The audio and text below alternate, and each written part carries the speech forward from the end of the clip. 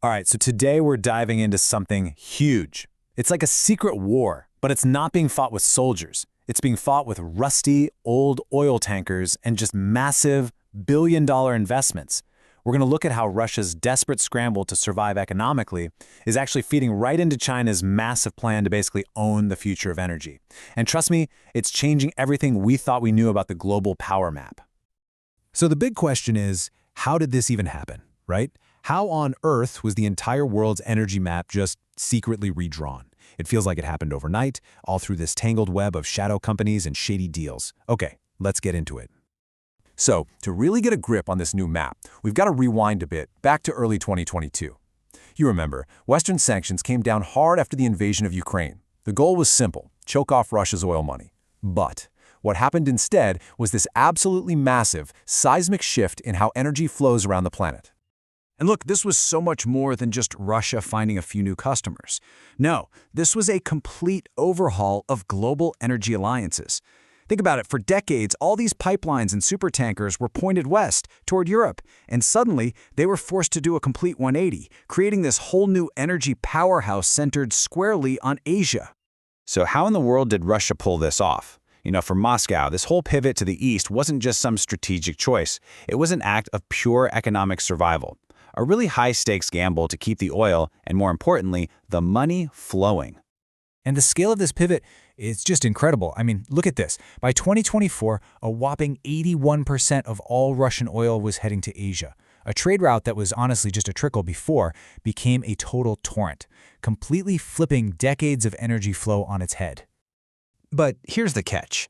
You can't just redirect millions of barrels of oil a day when all the world's major insurers, banks, and shipping companies are telling you no. It's just not possible through normal channels. So Russia needed a way to operate completely in the shadows. And this is exactly how they did it. They created what's called the Shadow Fleet. You can basically think of it as a ghost navy for oil. It's this whole network of aging, often poorly maintained ships, all hidden behind shell companies, constantly changing their names and their flags, all to move sanctioned crude completely under the radar. And the sheer scale of this operation is just staggering.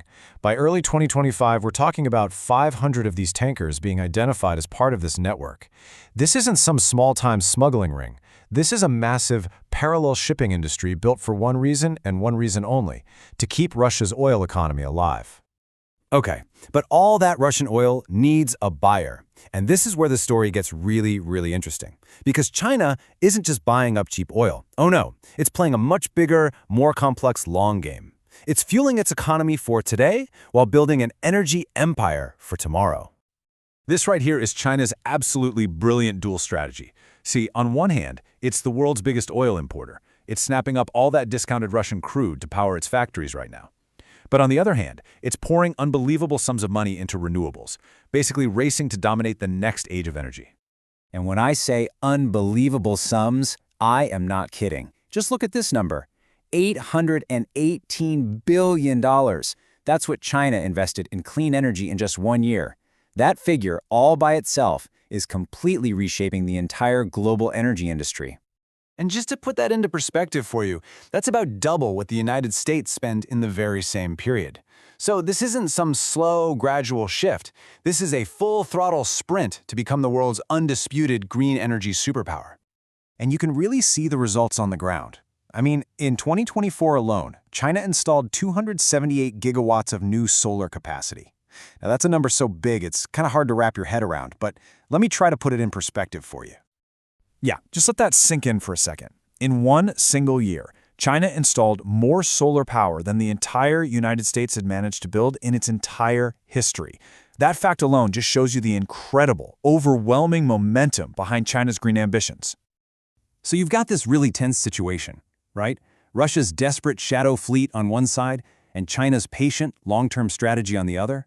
But this secret network, it's not going unnoticed, and the West's response is turning the high seas into a potential global flashpoint. This isn't just about dodging sanctions anymore. This fleet is a ticking time bomb. Seriously, we're talking about old, rusty, poorly maintained ships sailing under fake flags right through some of the busiest shipping lanes in the world, like the English Channel. The risk of a huge environmental disaster or a major security incident is just incredibly high. And that risk is forcing people to act. This quote from early 2026 just dramatically raises the stakes. It shows that Western powers aren't just thinking about more sanctions, they are actively drawing up plans for direct military intervention on the open ocean. So, you might be asking, why now? Well, the geopolitical math is that right now there's a global oil surplus, which means taking a bunch of Russian barrels off the market probably won't cause a crazy price spike. And that gives NATO allies what some are calling strategic cover to make these military threats actually feel credible. And you know what? All this pressure is actually starting to work. This chart shows just how vulnerable Russia really is. Even with its entire ghost navy, the Kremlin's oil revenues dropped by 24% in 2025. Their economic lifeline is already stretched thin, and a real crackdown could be devastating. And this gets us to the real endgame here. Stopping these ships isn't just about money. There's a direct line from seizing a rusty tanker in the Atlantic to cutting off the funding for Russia's military. The Shadow Fleet has become a straight-up military target. So all of this brings us to the final big takeaway. We're living in a world caught in this really precarious new balance, kind of trapped between the dying gasps of the old fossil fuel order and the chaotic rapid birth of a new one. I mean, think about it. On one side, you have Russia, with its entire economy basically hanging by the thread of this risky secret fleet of old ships.